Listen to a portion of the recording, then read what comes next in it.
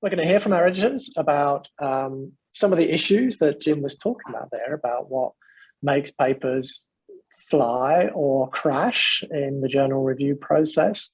And also, think about particular journals and what they might be looking for and how your work may fit into them. And so joining us on the panel, hopefully you're all here somewhere in the audience, going to be Brian Husted. Brian is a former editor of Business and Society. Jean-Pascal Gont, who's currently, there's Brian, there's Jean-Pascal, Jean-Pascal is currently a senior editor at Human Relations. Kathy Rabine, who's currently a co-editor of Business and Society. Pramila de Cruz, who's a section editor at the Journal of Business Ethics. And Flavio Horno, who is the editor at RAUSP Management Journal. You're going to have after we have a quick chat with the editors, we're going to go into breakout rooms afterwards where you're going to meet them and some of our other members of the organizing committee who are also involved in the Journal of Business Ethics, so Scott Taylor and Ivan Montiel and myself. So let me just start off just asking the question. I mean, Jim Walsh really talked to us about our kind of purpose in life and our purpose as scholars a little bit. And I want to ask, let's go to Brian first. Brian, I want to ask you, what's the point of publishing and why would somebody want to publish their work in journals? I mean, they're doing the research or they're perhaps working with practitioners. What's the point or the purpose of publishing for people if it's not just to tick off a box in terms of their expectations from their employer? Why does journal quality matter? Why are we doing this? Yeah, that's the basic question. I think I guess there's a couple of aspects to it. One is to have an impact, to actually make change. I mean, that's a very slow process through papers, but we become involved in this in debates and conversations and trying to influence ideas. And so, that's kind of neat. But in addition to that, I guess there's an aspect of just doing something because it is fun and we do like it, as Jim was saying at the very end. And you're in a project and to some extent publication sort of is a milestone in the sense that, okay, I've done this and I have something to show for it. Now let's go on and continue working and trying to play with ideas in a way that will actually have an impact, get people thinking differently and trying to make the world a better place. I mean, it sounds corny, but I think that's why we publish. I think that's why we're involved in this. And so, yeah. And what about the different... Right, what's that? What about the different types of journals as well, Brian? Like in terms of if people are doing research on responsible management, on the SDGs, what do you think should guide them about whether they should try and publish in a more mainstream management journal versus a more specialist one like Business and Society or the Journal of Business Ethics? Yeah, yeah, that's a good question. I think a lot of what we do is oriented towards an audience who are specifically interested in the problems that we're interested in. And I've done most of my publishing in Business and Society and Journal of Business Ethics and Business Ethics Quarterly. I think you find a very receptive audience that is just passionate about the same questions. So why would you, at least in my case, why would I occasionally go to a more general management journal? I think every once in a while, we have things to say that impacts management more broadly. So or we try to get people's attention in broader management disciplines. So like Ivan and I've just worked on a couple of papers in Journal of International Business Studies. And I think what we're trying to say is, look, here's some important issues that are being ignored. In both of these cases, we initially set out to write review papers. But the editors decided, really, there's not enough here to review. So they encouraged us to write something that would be, be a call to international business scholars to think about either SDGs or health or other important issues that are being ignored. But beyond that, trying to get people's attention, I think we have some things that will affect, I think some of our issues relate to broader management theory and relate to, questions of management that can be helpful to other scholars. So, yeah, let me pass that one over to Jean Pascal. I mean, Jean Pascal, you're a senior editor at Human Relations, which publishes on a range of different issues in relation to work and organization. But I guess you deal a lot with the papers that are on sustainability, responsible business.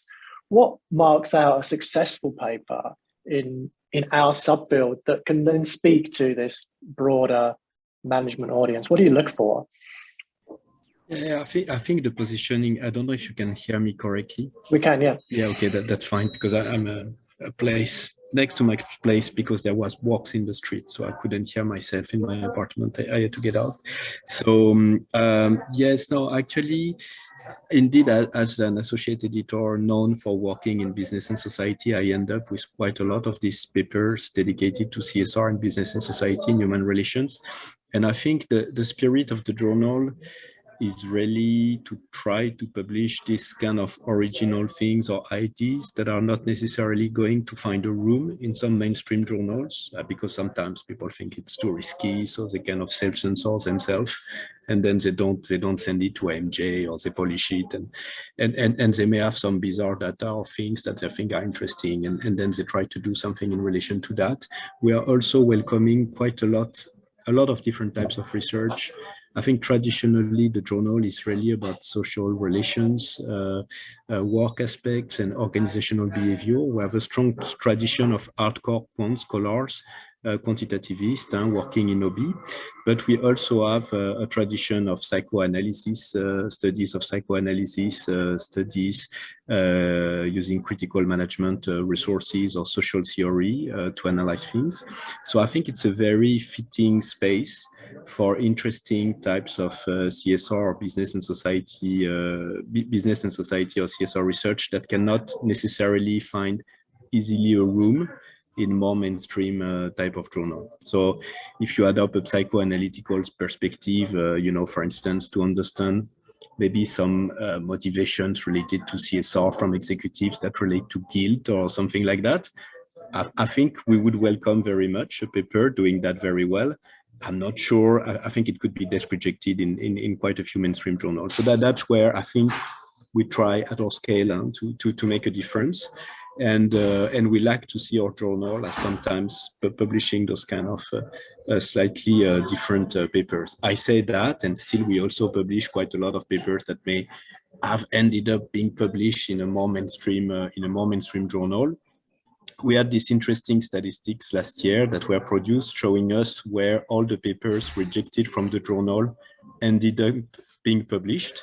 And a few of them were published in Business and Society, and quite a lot were published in some more mainstream journals like Journal of Management or Journal of Organizational Behavior and so on.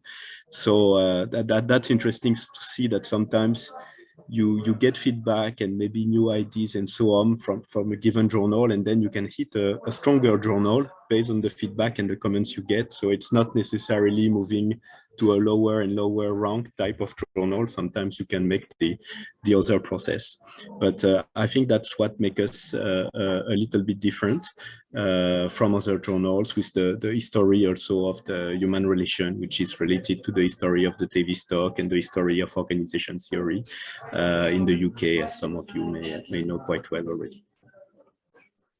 I think that last point speaks very well to what Jim was saying about how we shouldn't see these flaws as fatal if we're committed to our work, right? We can use any rejections that we get to improve our work and sometimes even aim higher in terms of journals if we subscribe to this idea that there's a ranking of them. But clearly some of your other comments speak to this idea that certain papers fit better in certain journals.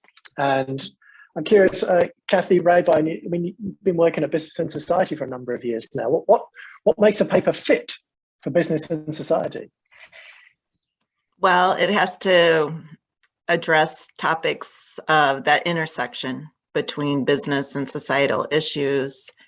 It also, the paper needs to make some type of theoretical contribution. And so it's not just enough to come up with an empirical research question. It also has to extend the story a little bit more. And so I think that's one of the challenges in terms of getting published in Business and Society. It's a lot of times submitting authors forget about that part of the equation, that it's important to think about theoretically, what more are you learning about institutions, or what more are you learning about stakeholder relationships or corporate social responsibility?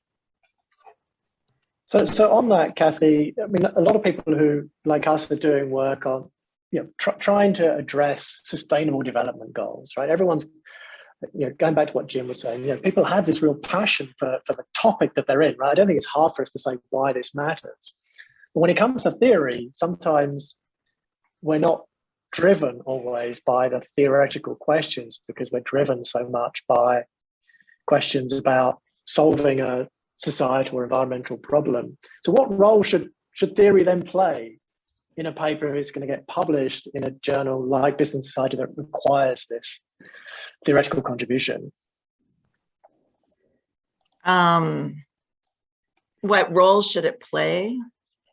Well, okay, I should preface this as that I'm more of an empiricist. So thinking about theory does not come naturally to me personally, but I think it is good to, I think thinking about the theoretical contribution forces you to join a bigger conversation about why your topic is important, and also about what's contributing to this phenomena that you think is so interesting.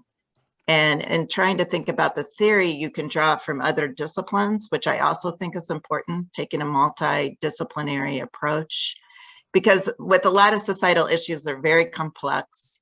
And I don't, as you find, there's not easy answers in terms of solving business and human rights problems, or solving complex sustainable climate change issues. And so I think theory enables you to, one, learn more about understanding this issue that you care about, but it also helps you with what Brian was talking about. If you really believe in that, the ultimate goal is that we as scholars do come up with some insights that can help solve some of these complex issues and lead to positive social change. And I think theory is important in doing that and accomplishing that. That's great. Flavia, I want to ask you, we've talked about some of the different journals here. What is it that at your journal, RAUSP Management Journal, what would make a paper fit for you? Thanks, Andy. Actually, our journal is a generalistic, right? We cover every area in management, but in terms of fitting, what we are trying to emphasize is the impact, the importance of the impact, research with impact. We don't accept only theoretical articles, they must have some kind of course, theoretical contribution, but the most important for us is to have some kind of impact, especially because we are from an emerging country, right? And we need some kind of research done, if the research is done in Brazil, that can help to develop some kind of public policy or maybe a practical change in organizations. I've seen here in the panel, there's also PRME and PRE also for emerging countries. We notice that sometimes we receive papers from people from Brazil or from emerging countries, and they don't address. The authors don't address the local context, or they don't use the peculiarities, the characteristics from our places, especially the literature. The literature is more from the global north, and not so much from the global south. So it's kind of paradox I see here. Thank you.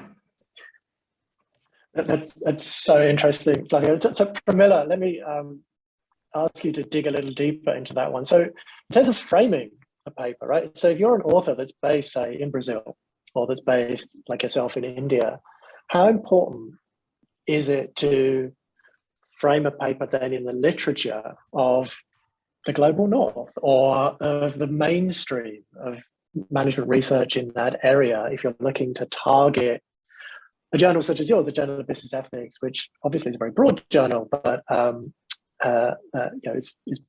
it has submissions from all over the world. But how important is it to get that kind of mainstream of a particular topic, or should people also be drawing from the literature from their own language communities and citing that? Yeah, thank you, Andy, for the question.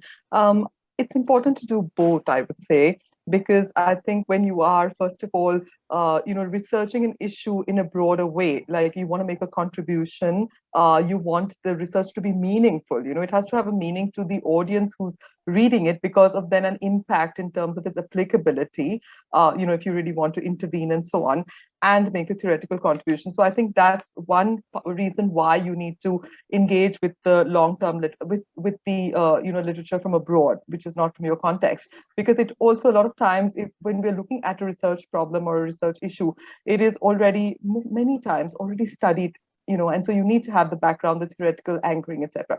But at the same time, it's very important to have the local context and the literature. Sometimes there may not be literature in that particular substantive area, that thematic aspect that you're studying, but the context is there, and we can't forget that, because a lot of the understanding of social issues and issues around business and society come from the context and impinge on that. So I would say both are necessary. And then if you want the impact to have an impact, in your context, in your nation or your particular geography, you can't ignore that, So it's both. I think both are equally important. Yeah. Just digging a little deeper, Pramila, on this issue. So if somebody is doing a piece of research on, I don't know, say mining companies in Brazil,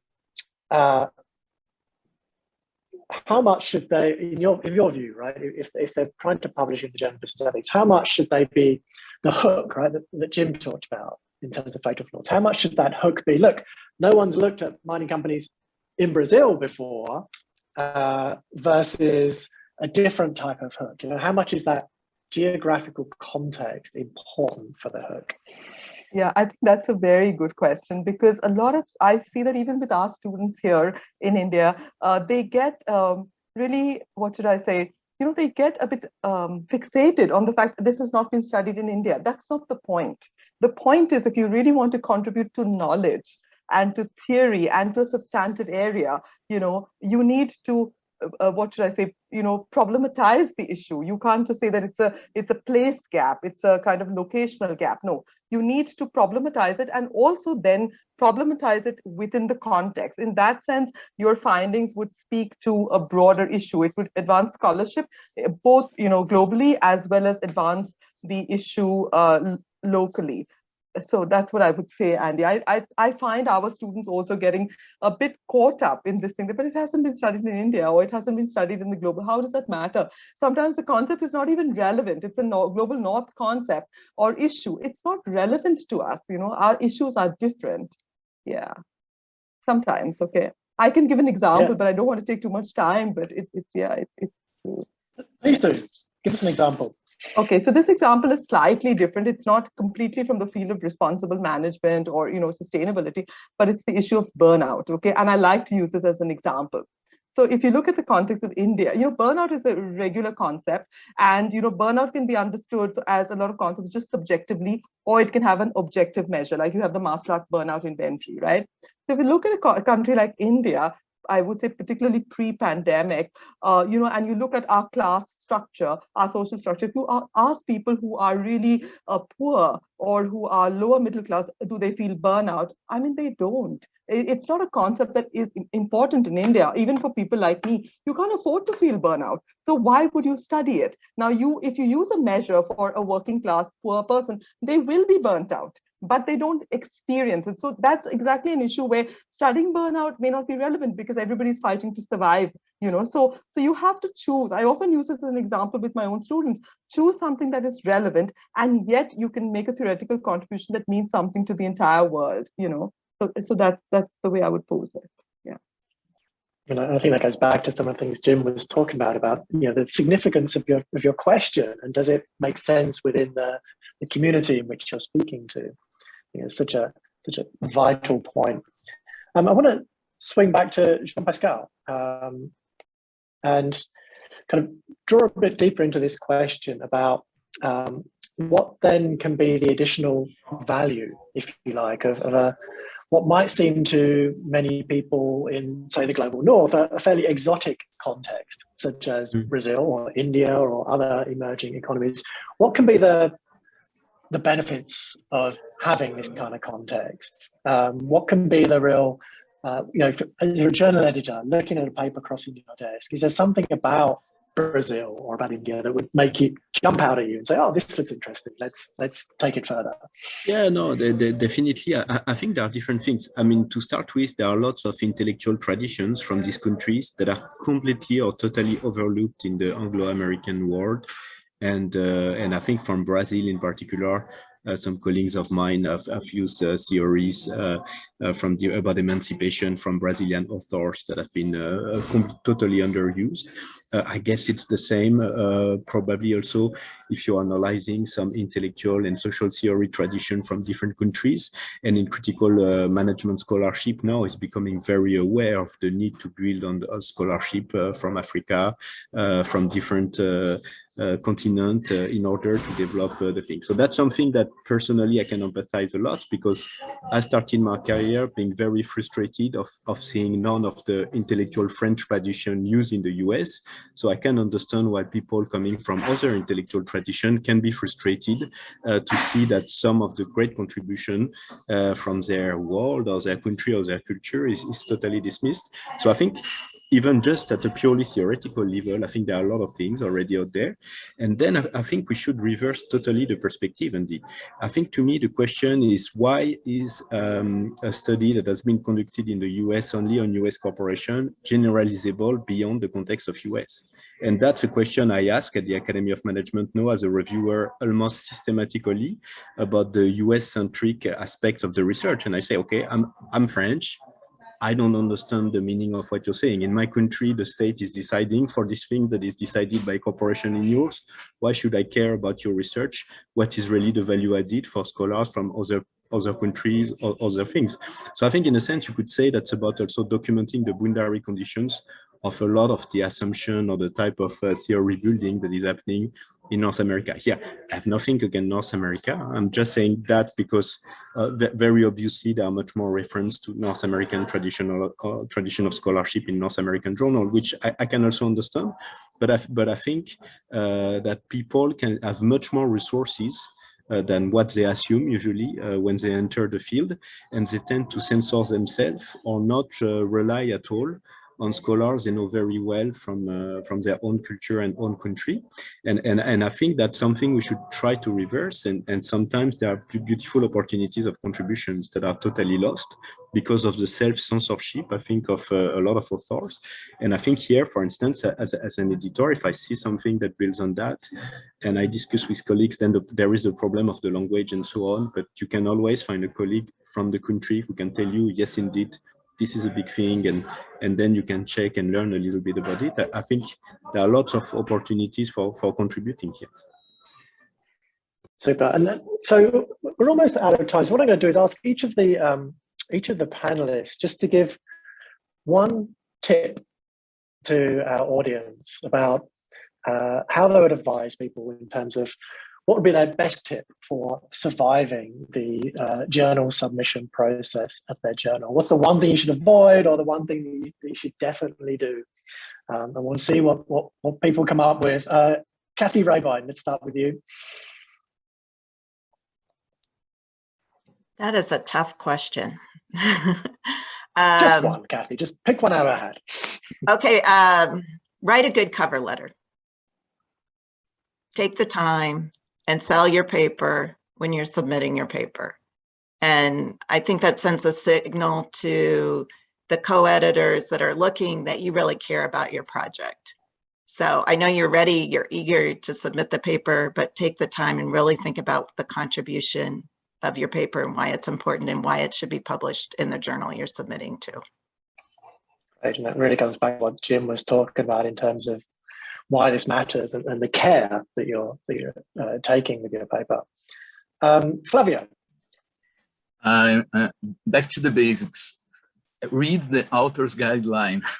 I think this is the first advice. Thank you.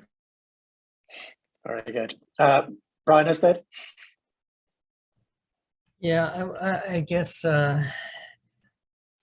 stick to one point, one story, one thing you're focused on. I think that's would be very helpful. Thanks. Yeah, one idea per paper, I guess, is the rule, right? Pramila. Yeah, I'll take forward what Brian said. Also tell your story, and this is particularly through the review process. So you have to be a little discerning about the review process. So you must improve the paper and so on. But if it's going to go, of course, you need to be a little careful with the comments and so on. So telling your story in the best possible way is also important. Wonderful. And then finally, I think Jean-Pascal. Yes, I think persistence is the main quality, and I think the metaphor of a marathon from Jim was very important. I think you need to keep trying, and that's really, really important. Then evils in details. I mean, don't prepare your abstract or think about your title at the very end. These are the two things that people read first. So I think a very good title, a very well-crafted abstract can tell a lot. And now sometimes I make this exercise of trying to review the paper just based on the abstract. So I list all the problems I can see by reading the abstract, and most of the time I can see them in the paper. So I think if you cannot get things clear in the abstract, it means that there are still some problem in your paper, probably. So really coherency, consistency, but persistence. It's a long distance run type of process, really.